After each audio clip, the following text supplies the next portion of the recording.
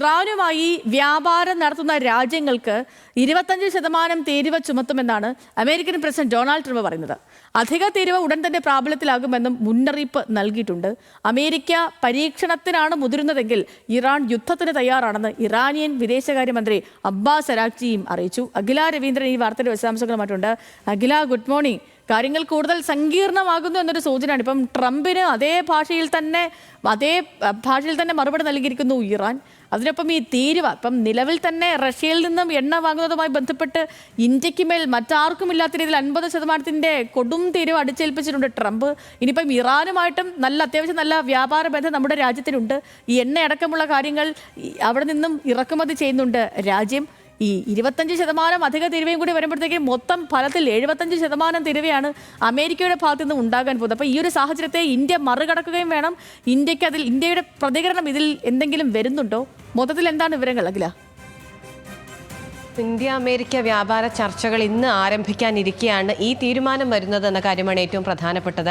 സംഘർഷഭരിതമായി തുടരുകയാണ് ഇറാനിലെ ഭരണകൂട വിരുദ്ധ പ്രക്ഷോഭം എന്നതാണ് കണ്ടുകൊണ്ടിരിക്കുന്നത്. 25% തീരുവയാണ് ഇറാനുമായി വ്യാപാരം നടത്തുന്ന രാജ്യങ്ങൾക്ക് ചുമത്താൻ പോകുന്നതെന്നാണ് ട്രംപ് പ്രഖ്യാപിച്ചിരിക്കുന്നത്. ട്രൂത്ത് സോഷ്യൽ പോസ്റ്റ് വഴിയാണ് ഇക്കാര്യം അദ്ദേഹം പറഞ്ഞിട്ടുമുള്ളത്.